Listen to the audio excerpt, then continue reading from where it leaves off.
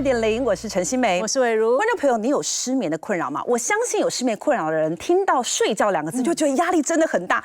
你的新生健康2.0都听到了，健康2.0这次特别推出天天好眠攻略，就是要针对你为什么会失眠，还有好的解方，一次告诉你哦。当我们睡不着的时候，你会发现你的大脑就跟电脑一样，一直没有办法断电，想东想西，就是没有办法睡着。这时候该怎么办呢？赶快拿起手机，扫描我们右下角的 QR code， 或者是你可以上我们健康2.0的官网，所有让你一觉好眠的攻略，通通在这上面喽。而且我们今天健康热搜就是要带大家聊聊中年失眠。我不知道大家有没有这种感觉，是你在年轻的时候，你头一沾到枕头，秒睡，马上就睡着。但是随着年龄上升，好像这个情况变得不太一样，翻来覆去就是睡不着。你会想说，会不会是因为我年纪大的关系，还是背后藏着其他原因？这次一次告诉你。根据健康2.0壮世代的大调查，在这调查你可以发现将近23.8%的人，他们其实都会有失眠啊、睡不好的状况，而这些人当中也包含了知名作家吴淡如姐哦。淡如姐就有说，她其实在年轻的时候也会有睡不好的状况。她说，当你睡不好的时候，就好像是整个人是浮在床上，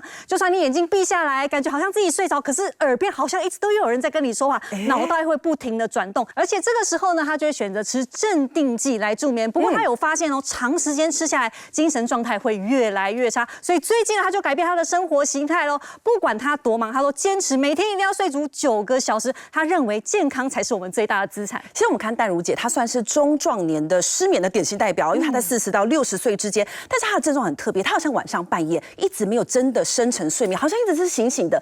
江医师也说，其实这种浅眠的状况很有可能是中年失眠常见的状况。对，其实很常见哦，因为一般如果说压力累积到一个程度，事实上他真的不知道自己怎么放松哦，不只是主观觉得，还是潜意识，事实上都很难。那这时候就比较容易产生这个睡眠结构会不稳定，睡眠结构会被破坏，对，会被破坏。然后因为睡眠结构我们之前提过，它就有点像盖房子一样。那如果说这个结构不稳定，事实上这个房子会不稳，那甚至最重要的就是深层的睡眠时间会不够。那因为我们知道深层睡眠其实是有很多身体的功能一直在运作，对，包含这个免疫力的提升啦，还有一些代谢的一些运作等等，会导致免疫力降低，甚至身体的代谢会受到影响。那很多的这个血脂肪升高，事实上就是这样子产生的。所以我们可以理解说，当我们今天前面的时候，我们都会觉得只是脑袋没有在休息，但是不止，我们全身都会受到影响啊。的确的，包含记忆的形成跟固着等等，都是在特定的睡眠周期在运作的。那像刚刚淡如姐，她就有提到说，她一开始有辅佐吃所谓的安眠药去帮助入睡，但是整个人感觉还是不对，这又是为什么？因为安眠药它其实是作用在脑袋哦，那也就是说它其实会抑制很多脑神经元的运作。对。那如果说它这个抑制的时间太长，或者抑制的时间不对，就是所谓的没有对症下药这种状况，它其实会导致很多人他其实有睡着，但是他自己都觉得没睡。OK。对。那或者说他醒来的时候还是会常常精神恍惚。所以假设你真的要吃所谓的安眠药做辅佐，你还是要跟医生好好的讨论。那你就说你有过病人呢，他当时是前面，但是当他好好的对症下药之后，整个状态改变很多。的确的，就是不只是睡眠品质变好之外，他白天的精神也变好了。对，甚至连记忆都变得要进步了。你那个案例是不是他本来是呼吸中止症的个案？他其实包含呼吸中止加上生理时钟失调。OK。对，所以他等于是他当时是先到睡眠检测去做一些检测，对，然后他发现他自己是前面的状态。那后来他是用什么方式去调整啊？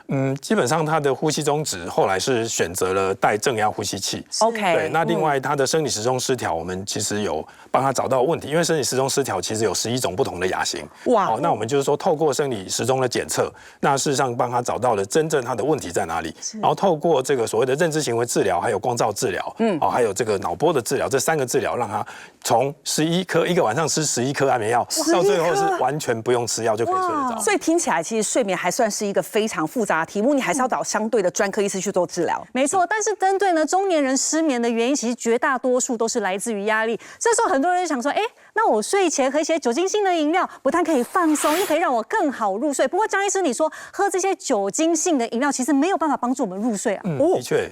对啊，因为喝酒酒精它一开始是会让人微醺，然后会想睡觉，因为乙醇的作用就是会让人会觉得放松，而且刚好又符合压力，对不对？对，可以舒压。但是问题是乙醇代谢之后会变乙醛，对，那乙醛其实它就会导致人的这个脸红啊、心跳加速啦、恶心、呕吐，甚至头晕。但是有一个比较不为人知的副作用，就是它会让睡眠结构破坏，也就是说会减少这个熟睡期，甚至半夜会容易醒来。那我想问一下，它是指说我假设今天跟朋友聚餐很开心，1-2天就会产生这个现象，还是你长期有饮酒习惯比较容易造成？其实当下就会马上产生，譬如说平常都没有在喝酒，但是他当天晚上可能喝的过多，那当天晚上的睡眠品质就会很明显受到影响。所以我们都不要觉得说，我们就贪杯一天多喝个几杯，反正只有一次，其实这样也可能会影响到你的睡眠结构哦。没错，根据壮世代的研究调查发现，大家的压力来源其实大多数都是因为我们的工作，包括呢今年呢65岁的这个郑弘仪郑大哥呢，他其实就有说，因为他长时间要主持这个政论节目，时间非常紧迫，再加上情绪张力要非常的大，所以他长时间都有一些睡眠障碍，他一天是需要吃4颗安眠药才睡得着。再来就是歌手杨丞琳啦，他也说呢，因为他自己个性的自我要求非常的高，而且很容易想太多，再加上工作压力也非常的大，所以让他有严重的失眠。还有呢，非常漂亮的志玲姐姐，没有想到她竟然有失眠的问题，因为她的个性也是属于完美主义，再加上长时间要各国去做飞行，所以她的睡眠时间变得很不稳定，睡眠品质又很差。那她现在呢是靠着冥想来让自己脑袋慢下来，还可以睡得更好。我们来看一下这3位，他们也是所谓的中年失眠，而且同时他们都是属于那种给自我要求很高，他们是中年失眠加上压力性失眠。那我就想请教江医师啦，我们刚刚有提到中年失眠要特别小心浅眠这个东西，那压力性失眠会有什么样的睡眠障碍形态表现？其实压力性失眠一般就是说它会有一个症状叫做睡眠高警醒状态，也就是说刚开始难入睡，但是即便睡着之后，他其实脑袋还是没有完全的休息。如果把睡眠分成所谓的睡眠的入睡障碍啦、睡眠中断，它等于2个通通都有啊。对，然后又加上如果说像志玲姐常要跨时区飞行，这时候又加上生理时钟的这个时区的混乱，那这个时候就会更严重。所以我们可以理解这种所谓的压力性失眠，就等于你的睡眠障碍是合并1种以上的情况，可能有入睡困难，你可能睡觉前你会觉得整个人好像一直都听得到外面的声音，一直在做梦，你这个就要很小心。那我想像江医师，假设今天我真的发现，我就是压力性失眠，那我们该怎么办？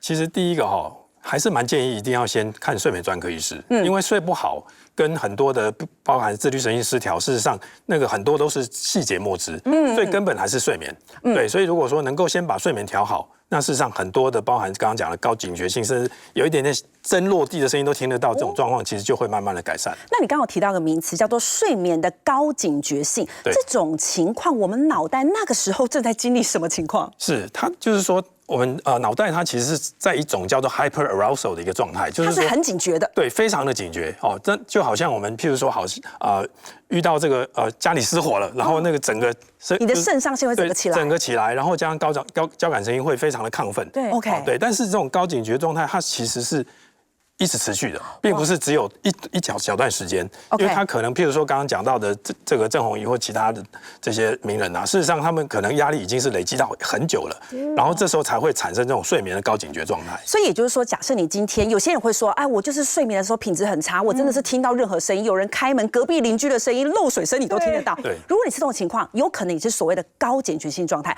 那江医师，你其实做过很多睡眠治疗，你有没有遇过类似的案例？其实有，我们其实，在内湖科学园区，很多都是高科技。压力非常大，对，事实上最常见的就是每天晚上躺在床上就听到那个时钟滴滴答答的声音，对，那种你能听到时钟声很夸张对，但是基本上很常见的症状就是听到一点点微细的声音，甚至连枕边人稍微翻个身，他都会睡不着那这时候其实就会需要再做后续的改善。那我们的有几个案例大部分都是上市公司的老板因为事实上虽然上市的，事实上他们还是非常的忙，压力很大。对，那这时候基本上就是变成说他可能晚上还要应酬然后甚至喝酒助眠这些事情，其实都效果都很差。但是我们刚刚提到喝酒助眠其实也是不对的。不过刚刚志玲姐姐她用那个方式是冥想，冥想这个方式其实可以同时降压。同时江医师你说我们还要建议去做一些睡眠的调整，两个同时双管齐下会效果比较好，是不是？的确的，因为其实静坐冥想或是放松训练，事实上都是在睡眠的这个认知行为治疗里面的其中一环。OK， 那如果说能够有一个比较完整的睡眠的诊断、正确诊断跟对症治疗的模式，事实上就比较容易能够完整的帮助到这些睡眠障碍的患者。所以观众朋友，你现在可以好好的想想，你自己有没有是所谓的中年失眠？年纪到了，同时你有合并压力性失眠。如果你有以上2个状态的话，广告回来教你3招睡前的伸展操，帮助你放松哦。想要知道如何让自己天天好眠吗？动动手指头，扫描右下角角 QR code 就可以查询哦。其实，在台湾真的有不少人有失眠的困扰哦。根据统计，大概每4个成年人里面就会有1个人有睡不好的状况，而且这些人呢，大多都是集中在三明治世代，也就是压力最大的40岁到60岁这个阶段。而且女生就医的人数更是男生的2倍哦。很多人就想说，我睡不好，那就是吃安眠药。光是2023年安眠药的用量就高达11.6亿颗哦。其实想要改善失眠，最重要的还是要知道我们到底为什么会失眠。像是以中医来说，我们会失眠的原因分成3种症型，要分别怎么做调理啊？像我们门诊来的病人里面，大概会有1成的人，他是属于这种比较睡不好的。他们最常的抱怨是什么？就是我找不出原因呢。我以前都睡得好，为什么现在睡不好？那其实你可以发现，他们大部分都是集中在这种中年。那中年就是第一个压力很大，再来想很多，对，不管是在工作的或者在家持家的，在家持家还要等小朋友回家，对，等小朋友回家。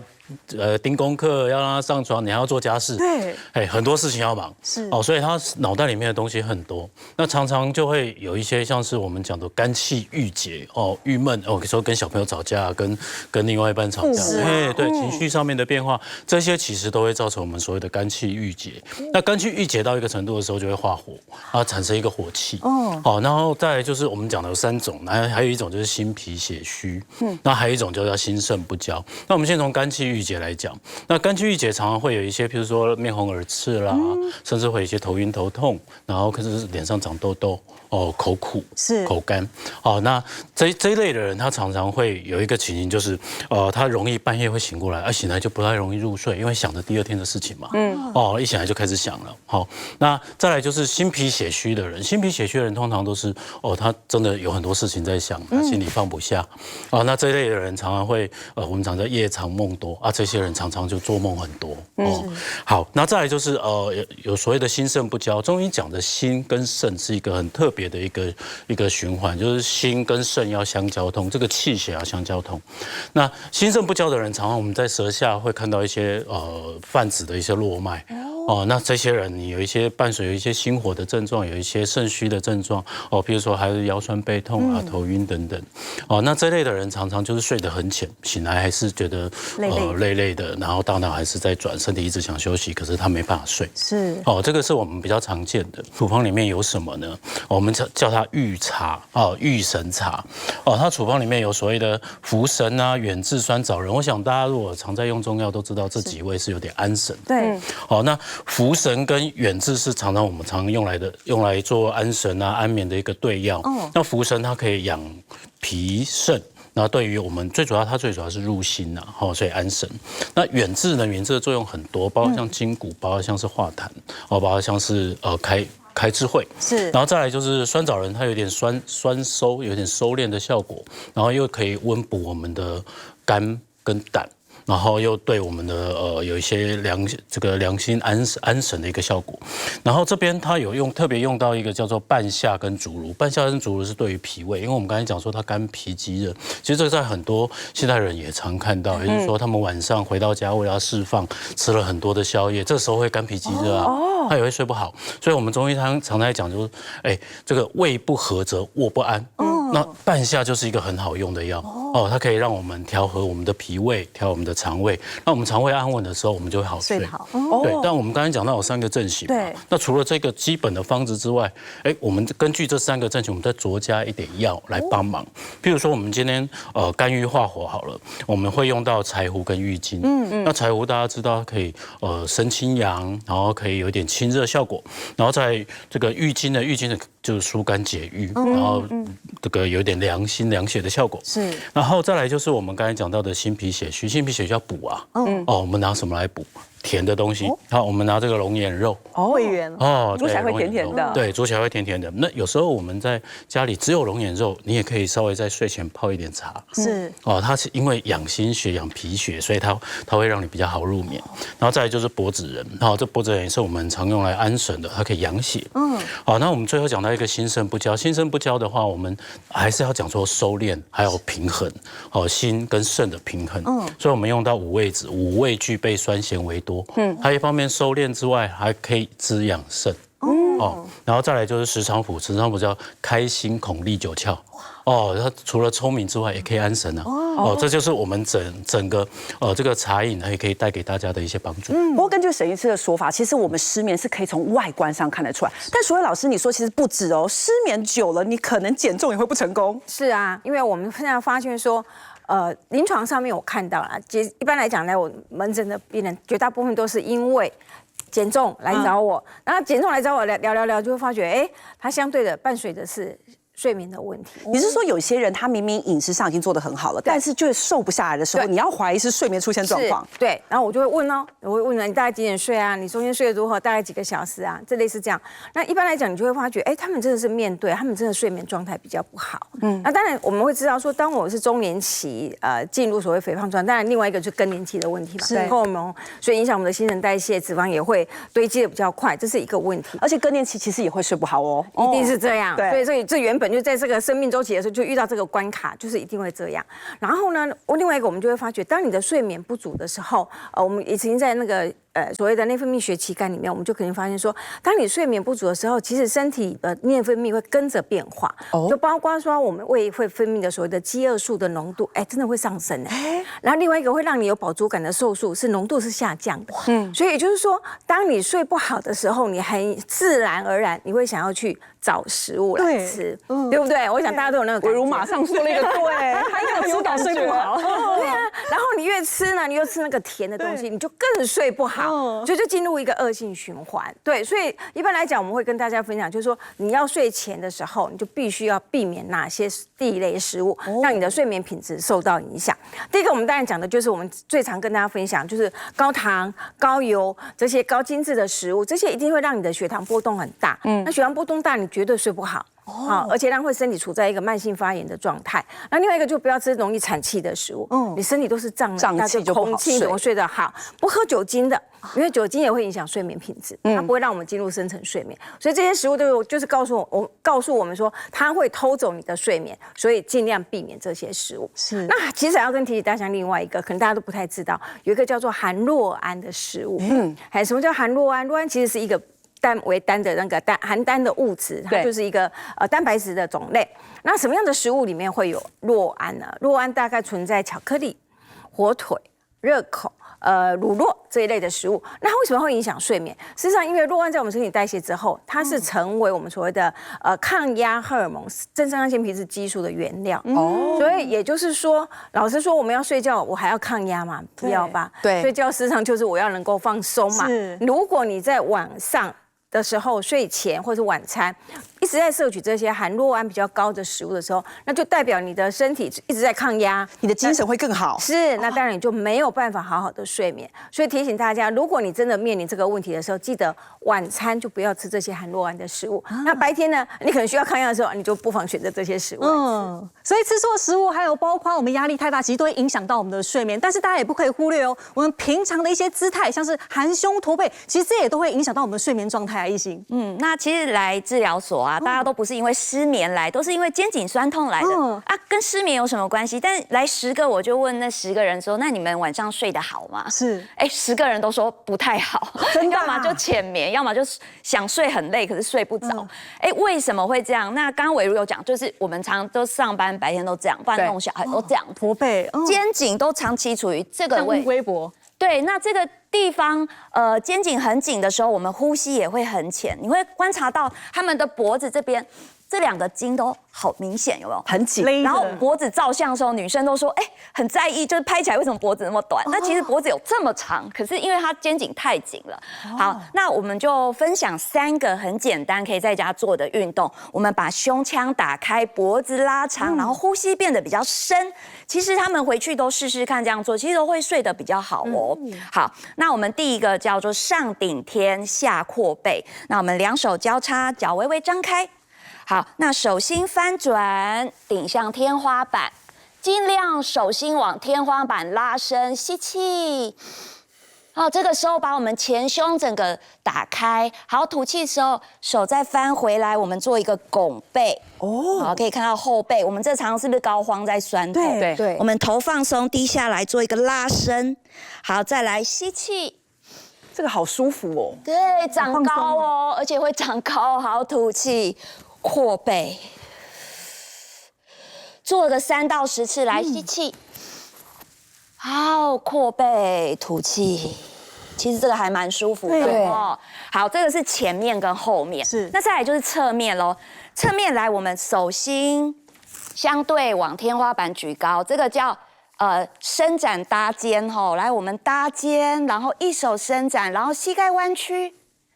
像我们这个右侧在上面嘛，我们就把右侧拉伸。我们这是伸展我们的侧面，侧面这边，因为侧胸这边，我们胸廓其实它是3D 的，它会前后扩，也会左右扩张。这个时候你就可以在这边最紧地方吸气，让这个胸打开，让我们侧边的肋骨可以打开，增加我们肺的空间。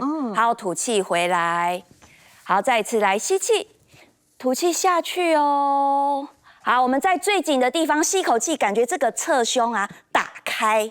好，吐气回来，也是一边各做个3到10次。那最后一个我们做一个大旋转，是前胸后背的扩张。好，两膝张开，好，重心移到左边来。那右手，往前45度，画个大圆圈。吸气先把这边侧腰一样拉开，吐气绕过后面，看后面的大帅哥。好，把这边肋骨打开。好，来吸气，好，吐气，带到后面，也把这个肩常常会含胸，这个肩关节把它打开。这个其实都很舒服，做几个大家应该都觉得有点热起来。不过刚刚一席有特别提到，你说姿势的不对也可能会影响失眠，所以我们现在来看一下，有一些睡眠迷思，不知道大家有没有出现类似的状况。首先第一个，我想先请教一下江医师哦，很多人都说我们一定要睡得饱、睡得足，所以要睡7到8小时，是不是每个人都需要8小时的睡眠？其实完全错误。对，是不是每个人吃饭都要吃2碗饭才会饱？完全错误。譬如说像陈医师可能吃半碗就饱了，对不对？那像我们这种比较胖的就要吃2碗。有些运动的要吃比较多。对，那睡眠时间需求长短其实也是因人而异的。那这件事情其实在2017年的这个诺贝尔医学奖已经颁发给3个研究睡眠生理时钟基因表现的3个教授了，已经证实了不是每个人都要睡满8个小时才够。对，像这个拿破仑，对不对？像丘吉尔首相，好像只睡不到5个小时。对，拿破仑都睡3个小时而已啊。对，所以基本上就是说，他基因表现需要多少，然后配合着环境的一些因素，还有他生活作息，决定他要睡多久才够。那我们来看第二个，这个以前我在读医学系的时候，有时候很紧张，会睡不好的时候，我就躺在那里，就有长辈告诉我说，没有关系，你睡不着没有关系，躺着休息也要好，这样正确吗？其实是很错误啊，因为事实上躺着休息当然没错，但是问题是，如果躺着休息超过半小时还是睡不着，这时候人的焦虑感会开始出现。对，我相信很多人都有这种经验。对，那如果超过半小时以上睡不着还继续躺的话，那事实上会加重你这个睡不着的问题。对，所以超过半小时以上，如果真的睡不着，应该要下床。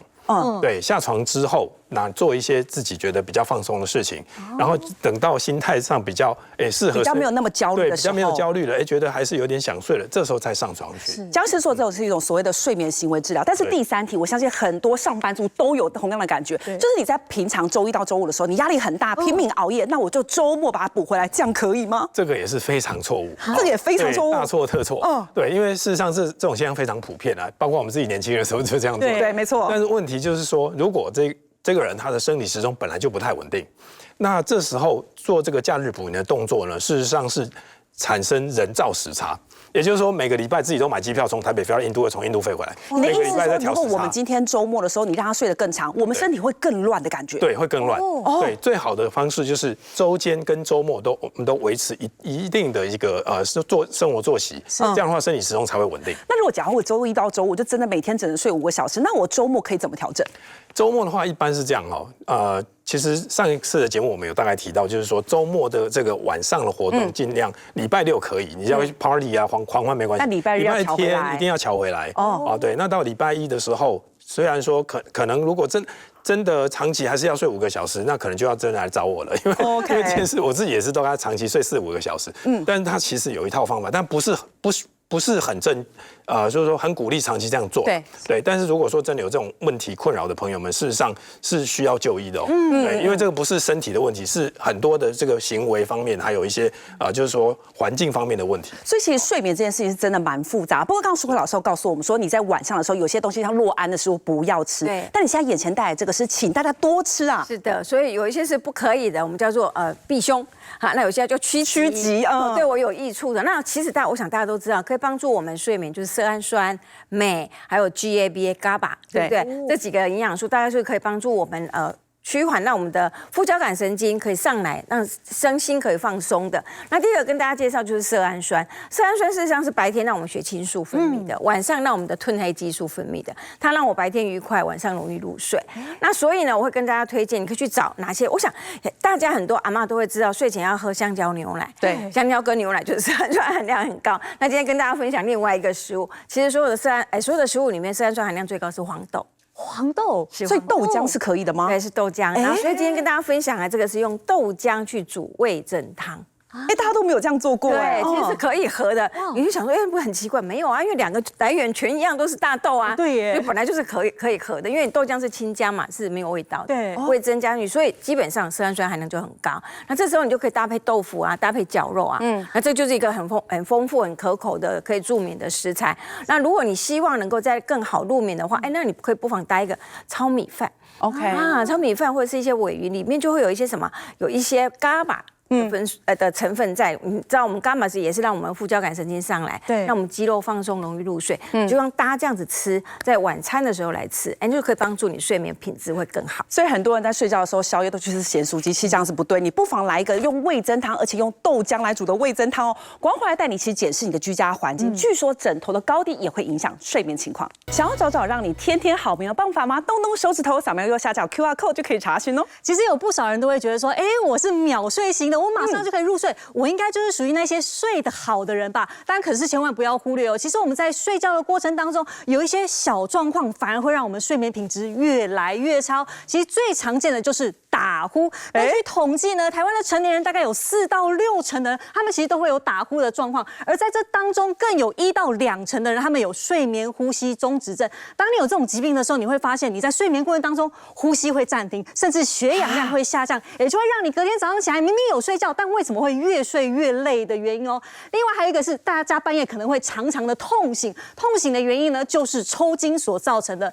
根据统计，大概有5成的成年人他们半夜都有抽筋痛醒的感觉。那其实呢，除了半夜会痛醒之外，甚至还有可能会反复发作，长时间这样痛醒也会影响我们的睡眠品质。所以大家要特别注意，如果你有这些症状的话，一定要赶快改善哦。不然观众朋友现在想想看，自己有没有出现这些状况，包括打呼啦，还有抽筋，我们待会都跟你好好聊聊。但我想先问一下江医师哦，在这个地方我们看到一个名词叫做打呼，很多人自己会知道，或是身边人会告诉他。另一个名词听起来比较专业，叫呼吸中止症，但是它的症状也是打呼。那他们两个之间有什么差异啊 ？OK， 打呼其实跟咳嗽一样都是症状。那大家比较熟悉咳嗽，对，咳嗽的话就是可能感冒了，可能是气喘了，可能是有肺癌。对，但是肺癌不一定咳嗽。对，所以症状跟诊断之间不一定是等号。但是如果有的症状，那医师就会帮你依据这个症状去做后面的评估。所以我可以理解说，打呼是个很多人会有这个症状，但是其中有一部分的人，他可能出现一个疾病叫做呼吸中止症。是，对的。那我们假设说，今天你真的你的另一半或是你自己会打呼，有没有哪些打呼的警讯？我们其实要非常小心。是。如果打呼的过程当中这个鼾声是很大声，鼾声如雷这件事情，或者是呼声这个忽大忽小，那这2件事都比较容易会有阻塞的问题。那第2件事情就是说，如果起床的时候会觉得口干舌燥、火气大，那这个表示说他这个用嘴巴呼吸的情形已经很长一段时间了。那这件事情也是要注意，因为事实上有个观念，缺氧1天没事，缺氧10年保证有事。哇，这是基本观念。对。那另外还有一个警讯就是，如果白天会觉得常常会很累，或者起床的时候就睡不饱，对，甚至会打瞌睡，那这些绝对要看睡眠专科医师。所以其实大家可以，如果你自己有打呼的问题，你可以稍微检视一下上面的这3个。第一个就是你说打呼声很大声，那有些人他比较觉得自己可能体重比较丰腴，他打呼声很大声，对，这个会不会就一定是呼吸中止啊？这个风险就高了。对，因为打呼越大声，表示他呼吸道被压迫的情形越严重。对，那压迫到一个程度，基本上就容易会阻塞、会缺氧。那那我们来看一下这张图，其实这个是正常的呼吸道，我们可以想象到我们正常在睡觉的时候，如果你嘴巴闭着就是从鼻子，不然就是从嘴巴，这个呼吸道是畅通的。但是假设你说呼吸中止症的时候，这个地方的任何一个地方是可能会阻塞起来的。对，事实上我们回到打呼的话，它也有可能是鼻鼾，有可能是喉鼾，有可能是舌鼾。对，那也就是说哪一个地方狭窄，它就会哪一个地方产生鼾声。那打呼越大声，一般就是不止一个地方唱歌，3个地方一起唱歌一定更大声。哦，你的意思是说，我们在这个地方的鼻腔，或者是在你的嘴巴、舌头这个地方，或者是我们的呼吸道任何一个地方，甚至可能超过一个地方出问题啊？对，很多小朋友就是鼻子过敏、鼻塞，然后就开始呼吸声比较大声，甚至就开始打呼。就像我女儿是1岁半就是小猪就开始打呼了，1岁半就被我抓去做睡眠检测，后来发现其实没事，就是过敏而已。那过敏控制好就好了。哦，对，所以你找到原因也是很重要的。而且张是你说，其实呼吸中止症要很小心，因为长久下来不是你说的只有一个呼吸或睡眠的问题，它可能影响心血管疾病。的确，心脏病、高血压、失智、中风的风险都会大幅提高。那通常我们在发生打呼或呼吸中止后，大约研究来讲，多久的时间可能会出现心血管的问题？目前没有很一定的答案，但是基本上现在发表的 paper 已经超过3000多篇了，所谓的 SCI Journal Paper 就是有国际认证的医学期刊，超过3000多篇，大部分认为打呼超过1年以上，可能就会有一些心血管的一些负担。那甚至在疫情期间 ，WHO 它还公告了一个建议给全球的人类，只要是人类都要听，就是要听进去，每一个人都要小心就对了。只要你有3高，都必须要做1个晚上的睡眠检测。所以如果你有心血管问题的时候，其实打呼就会是一个非常重要的议题。对，没错，打呼不只会影响我们的睡眠品质，有的时候还会影响到我们的另一半。所以，我们平常到底要怎么样可以改善打呼呢？其实跟我们的枕头位置是有关系的，艺兴。我们身体有2个脊椎位置最容易变形的，一个是颈椎，一个是腰椎嘛。那脖子最常见，颈椎就是如果枕头太低的时候，我们是不是头会这样？对，假设这样。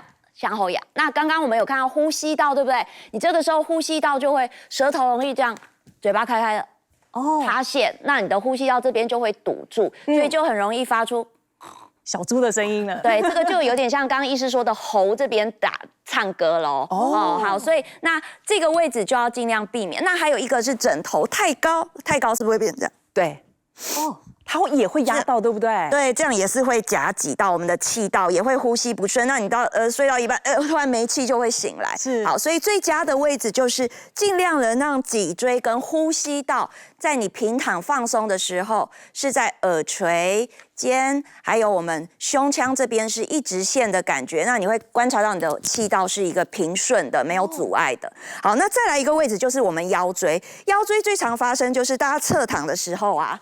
哇，都睡死了，变这样，对，翻得乱七八糟。好，这个问题是在于你的腰椎受到扭转后，神经的压力会造成它控制的下半身肌肉非常的紧绷，是，所以这个时候我们的腰长起来就会，好像闪到回不来这样。那这个时候会建议大家改善方法最简单，再拿一颗枕头来，好。夹在2腿中间，那这个时候呢，我们就可以观察到你的骨盆不会有旋转，骨盆是在正的位置，这样你的腰椎神经的通道是打开的，那你的下半身就不会紧绷，然后早上起来也比较不会腰酸背痛。好，所以大家呢平常要调好自己枕头的高度。不过打呼的时候，其实最困扰就是除了呼声大声之外，早上起床都会口干舌燥，这时候我们可以怎么样训练我们的呼吸，预防打呼啊？一行，那如果你有轻度到中度的睡眠呼吸中止，或是这种打呼的问题，其实我们不一定要透过加压的一些呼吸器，我们其实平常借由训练我们鼻呼吸，还有就是我们嘴唇跟脸颊还有舌根的这些力量，让我们的肌肉可以稳定的 hold 住我们的呼吸道的那个通道，那就可以很明显的获得一些改善哦。好，那第一个就是我们要练习鼻呼吸。好。鼻呼吸就是好像大家就觉得呼吸不是用鼻很正常吗？对，没有。刚刚大家有没有印象？刚刚有一个小朋友，他从小就是鼻子过敏。对，那大家鼻子过敏就会发现嘴巴打开，就这样，用口呼吸，有点喘的感觉。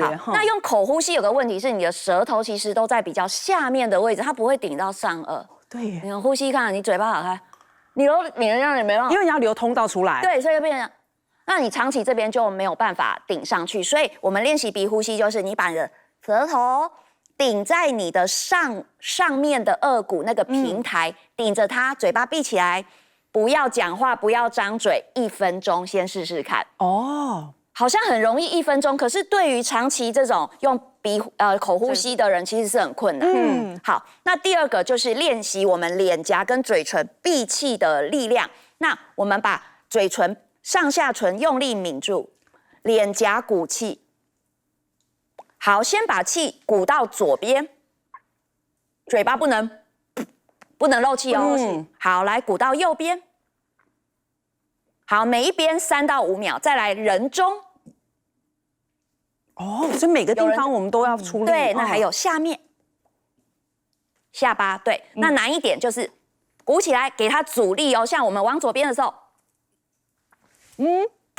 这样就漏气了。你要能顶住自己，不要张，不能噗这样子。那其实做几个这个都会酸酸的，有没有脸颊这边？嘴巴都酸酸的。那第3个是什么？微笑弹舌的练习，嘴巴打开，上扬15度。好，然后呢，舌头刚刚不是顶在上颚吗？往后弹这是练舌根的力量。还有另一个会让我们睡眠品质不佳的，就是半夜你会突然痛醒的抽筋，而且有很多人形容都说这个抽筋啊，你会冒冷汗，甚至没有办法立刻做缓解，真的非常疼痛。沈医师有什么方式可以帮我们预防脚抽筋吗？其实，在门诊很常看到，就是大概60、70岁的老人家，他因为末梢的血液循环不好，然后睡到半夜会抽筋。但是他们在白天的时候都还好。白天因为有在动嘛。然后，所以他的那个血液循环比较好啊，肌肉比较有弹性，所以肌肉的营养还算够。可是到晚上睡觉的时候，就固定一个姿势在那边，他血液的供应就没有到那么好，所以常常会有一个抽筋的问题。再加上晚上的冷空气沉降，所以尤其像这种冷天气，特别容易抽。除了说老人家他容易抽筋之外，其实一般我们上班族也会。那上班族你说这种压力比较大的，每天都是坐在电脑桌前面，一坐就坐一整天，脚都没在动。他还有一个就是过度运动的人。过度运动的人，他没有做一些很好的伸展，他晚上就回去冲个澡他就睡了，所以他没有让我的肌肉暖开，血液循环其实没有很好，这种情形他也是会抽筋。那像这种抽筋就会干扰到我们的睡眠，因为你半夜痛醒嘛，痛醒那你要再揉一揉就醒了。对啊，人就彻底睡不下去了。对，那这时候我们教大家，如果你比较频繁会发生这样的问题的时候，第一件事情其实比较容易做到的就是我们做一点伸展操，然后睡前我们泡泡脚。那泡脚你要泡到小腿哦。那除了泡脚之外，我们泡完脚你要记得要抬腿不是泡完脚就丢着泡完脚之后记得抬腿，让它血液循环够好。然后再来就是我们中医有比较特色，就是有穴道可以按摩。那我们脚上有哪些穴道可以按呢？一个就是阳陵泉阳陵泉就在我们这个腓骨头、胫骨头这个两个骨头，然后一个斜对角，我们做一个三角形。那这个就是我们的阳陵泉。这阳陵泉叫筋会阳陵泉，所有的筋啊、收紧啊，全部都可以用阳陵泉来解决它的那个紧绷感。然后再来就是我们的这个承山穴，承山穴在这个腓肠肌的这个中点，那我们就小腿后面不是有一个人字缝吗？那个人字缝那个中点，这个地方我们去按压它会非常的酸胀。所以我们在按的时候也要注意，不是说我今天死命按，哇，揉到很酸，叫做很好，揉到很痛叫很好，不是，其实我们是要把它揉开。这些肌肉是要把它揉开，那刚好这些点都是在一个比较大块的肌肉群。那最后一个就是我们常常有时候会久站，那久站的话，我们脚底其实会用力。那脚底用力，有时候晚上我们没有把它舒展开来，它其实会抽筋。那这个时候我们可以去用脚底的这个大穴，这个叫涌泉穴，这属于肾经的穴道。那这个穴道也是在我们的脚底这个人字缝这里，一样我们去按摩，你可以用大拇指啊，或者是2个食指去抠着，这样子按压。那你按压，原则上一个穴道我们用大概2、3分钟啦，最多不超过5分钟的时间去按。你如果按超过10分钟，可能那条肌肉是太痛了，也不行。对，把你自己按醒。OK， 这是所以我们在晚上，如果你真的半夜抽筋的时候，你不妨可以按这3个穴道，其实可以帮助我们做舒缓。但是如果你反复抽筋，很多人都会想的是，我到底缺乏什么营养啊？淑慧老师，对，就除掉刚才沈医师跟大家分享有一些可能作息啊，或者是过度运动，那是不是在营养素上面会有哪些营养素会影响到肌肉收缩？那一般来讲，我们大概跟肌肉收缩会从我们的身体组成来看一下，大概2组，一个是钠跟钾，一个是钙跟镁，因为它们在细胞里面，一个在细胞内外，就是钠在细胞外，钾在细胞内，那钙在细胞外，镁在细胞内，所以当它们彼此互相经过细胞膜通透，它就会引起了细胞膜电位的改变，就会引起肌肉的收缩。所以大概就是分成这2组，一个你就是钠钾电解质的补充不够，另外一个或者是你的钙镁的补充不足，大概就是这2块。但是我想问一下，像有些人他高血压，他可能就觉得啊，那我的盐巴就要适量摄取，那怎么办？就是这样，我在临床上面就会看到有那种阿公哦，就是。就 Q 啊就厉害，你知道他连煮汤就不放盐巴，然后烫青菜呢就不加盐哦，他就这样烫的吃，那就没有钠啦，都没有，就是都没有。所以当他会半夜抽筋的时候，他就开始疑问为什么我会抽筋？对，那就可能饮食里面你的钠离子的摄取就是不够。还有另外一个很有可能就是有一些阿公妈会出去运动，对，他会出去运动，他流很多的汗，爬山啊、健走啊，结果你只记得喝水。你忘记补充了盐分，这也是有可能会引起半夜抽搐。那另外一块呢，就是也对中年人来讲，其实骨松是很常见的。所以你在饮食里面有没有把钙质补充回来，这是直接会影响到我们的肌肉的收缩。所以如果你的饮食里面的钙摄取不足，那也会造成你半夜肌肉收缩，就会抽搐的问题。所以我们就会建议说，如果可以的话，一般当然我们不要吃太咸，就是正常的调味，不要吃得太过清淡。那另外一个就是注意你的钙跟镁的摄取，特别是我们在讲说，目前我们中老年人骨松的这么厉害，你的钙离子的补充一定要充足。其实我要跟大家提醒另外一个，就是现在美国饮食指南不是放宽了吗？对，叫大家要可以多吃蛋白质吗？做了一个大改变，对，是，对，要提醒大家，我们的其实这个现象是很久就已经大家都知道，高蛋白质饮食会引起尿钙增高。什么叫引起尿钙？就是钙离子会从身体里面流失。也就是说，如果你今天吃高蛋白的饮食的时候，可能你会缺钙，是不是？是的。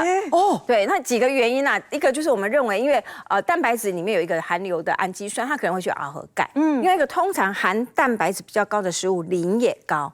磷也会去螯合钙，所以这几个因素之下，就变成说我如果没有把钙离子拉高的时候，那我吃进来的食物里面的钙都又被螯合走了，那你很有可能就是会钙不足，所以很有可能也会导致半夜会抽搐。所以特别记得摄取蛋白质不可以太高，适量符合自己身体需求就好了。没错，像是半夜在抽筋的时候，你会发现你的脚是完全没有办法动弹，而且甚至非常的疼痛。一心在发生抽筋的当下，我们脚可以怎么样做缓解？好，第一个，不要紧张，因为真的很痛啊，对，不紧张。因为呢，你一紧张起来，你的中枢神经、大脑、交感神经一兴奋会怎么样？你就是要更紧绷，对，更紧绷，就会更痛，是不是？对，因为疼痛，所以来第一个深呼吸，放轻松，然后它是不是丢起来？抽筋就是这样子嘛，像瞎子一样这样，这个腓肠肌收缩，所以我们很简单，我们就是好放轻松以后，慢慢尝试着能不能自己把脚板搬起来。如果不能呢，请你慢慢站起来了以后，坐起来以后呢，慢慢把它往反方向搬起来。那如果可以，膝盖这边慢慢打直，因为腓肠肌是2个关节的肌肉，所以这个地方也是膝盖也很重要。对，膝盖这边打直，然后伸展个30秒到1分钟，它慢慢就会肌纤维就会拉开了。那第二个就是，如果你要预防的话，其实睡觉前我们拿张椅子啊，就可以做个简单的伸展。那我们要把伸展的那一只脚放在后面，那这边采取弓箭步扶着。那注意很多人拉筋这样拉，我筋结果完全没有拉到小腿，对，因为你的这个脚趾头朝外这样就没有拉到腓肠肌。请把脚尖5个脚趾转到正前方。好，正前方之后，你就会看到其实柔软度并没有那么好，然后尽量把脚跟踩下去。好，然后慢慢往前往下蹲，膝盖记得要打直，因为你弯弯的，又拉到了，因为记得腓肠肌是双关节的肌肉，膝盖、脚踝都要把它用力打直，拉一样30到60秒，让它放松，然后拉3到5次就可以了。广华给你大家看一个非常夯的东西，叫做睡眠居家检测仪，帮你找出你的睡眠状况哦。我们今天聊了很多，我们会发现说，原来失眠有很多种形态。不知道观众朋友们曾经有个形态是，你明明今天一整天很累，甚至前2天都熬夜但是今天躺到床翻来覆去就是睡不着。相信如果我们今天入睡上真的就是像监狱一样的时候，通常代表了什么原因？基本上就是所谓生理时钟失调，就是该睡觉的时候睡不着，然后醒来之后又很疲累。对，那这个基本上就是后续也是可以透过一些医疗等级的器材来帮我们确认生理时钟运作的状况。而且今天江医师有特别带来你所谓的这个医疗等级的器材。为什么会这样说？我们过去都认为说，好像我们睡眠要去看睡眠科，你就要跟他预约1天时间，在医院或者诊所里头躺1个晚上。但是今天你带一个东西很特别，它长得像手表的形态是不是？你可以展示给我们看一下吗？它其实小小的一个，对。事实上它，虽然说是腕表，但是已经是医疗等级的那些里面的所有的频道数都是过了各国的 FDA。对，那所以这时候就可以来侦测我们这个大脑的生理时钟1个礼拜的运作的状况。而且这时候其实我刚刚私底下有跟江医师稍微讨论一下，我们都会说，我们要去医院做一个躺床的检查，这个可能在测的是呼吸中止症。对，呼吸中止症为主，或者是说有些是所谓的周期性自动症。就是睡着之后手脚会抖动，甚至会有一些疼痛啊不舒服的感觉。对。那另外还有一些是看心脏的负担有没有缺氧、交感神经副交感的一些状况。对。那因为不同的状况有不同的仪器做检测，就好像心脏病有可能有心电图、有超音波、有抽血等等不同的仪器的检测。所以等于说，假设我们今天真的失眠，由进到所谓的医院去做一些相关检查的时候，有时候我们会去被做不同的安排。那我们现在看一下今天你戴的这个手表，我们的后面呢其实有一张这个手表出来的报告结果，是不是？对，对，这个报告其实它就是显示生理时钟1个礼拜白天晚上昼夜节律运作的状况。对，那譬如说在右边它是有一些浅蓝色的底，那这个浅蓝色的底就表示躺在床上睡觉的时间。对，但是它这个浅蓝色里面事实上有很多细微的浅绿色，对，那表示说这个受测者他的生理时钟是不太稳定的，他自己会觉得就是比较容易浅眠，甚至容易做梦。对，那如果中间又有白色出现，就表示有醒来。对，那所以这些其实都可以很细微的来侦测我们睡着跟醒来之间24小时1个礼拜的连续的一些监测。所以我们可以理解说，我们可以透过1个礼拜的戴在手表，然后让你自己生活每一天的观察，我们可以察觉到我们睡眠障碍常见的一些情况。那我们来看一下，睡眠障碍其实有3种常见的状况，据说有所谓的生理或行为上的睡眠治疗法。第一个就是我们刚刚提到的入睡困难，如果出现这种情况的时候，江医师你会建议我们行为上该怎么调整？行为上的调整其实最基本的就是最好维持一个稳定的作息。也就是说不要说假日补眠啊，或者说这个隔天有重要的事情就节奏要对。对，节奏其实要让它稳定。对。那第二个一定是白天要多运动，多晒太阳。对。那运动最好就是不要入夜之后做。入夜之后做反而会影响到晚上的睡眠的稳定度。所以我们晚上的时候其实不要做一些剧烈的运动。那另外有一种就是我们刚刚一直提到的一种浅眠的感觉。如果假设你今天在晚上真的浅眠到你人清醒的时候，你说我们应该怎么做调整？对，如果说一直浅眠，然后甚至容易醒来的话，那这时候如果能够透过生理时钟的检测来确定它到底是一种不同睡眠这个生理时钟失调的哪一种形态，这时候我们就可以来依据这个检查结果，譬如说它是脑部的活动太快，我们就做脑波治疗。那如果它是生理时钟的问题，那就做生理时钟的调整，行为上面治疗等等。所以其实我们听到好像是失眠这个问题听起来很简单，但是详细上来讲有很多的情况。刚刚提到的这种睡眠，如果你频繁的醒来的时候，你真的起床的时候，记得不要滑手机，不要看有蓝光的东西，因为这个是可能会刺激到我们的身体。而且刚好提到的说，我们日光的活动，尤其是你深睡比较不够的人，你不妨可以做这样的一个调整，对不对？对。所以我们其实有很多种不同的睡眠障碍，针对不同的睡眠障碍方式，不知道大家有没有学到一些对自己比较好的方法？其实每天只需要做一点点的调整。从今天起，希望你也可以天天好眠，健康2.0，我们下次见，拜拜。大家好，我是健康主播郑凯云。喜欢我们的影片呢，欢迎帮我们订阅、按赞、分享，还有开启小铃铛。另外很重要哦，在底下有个超级感谢，可以按下去表达对我们的支持。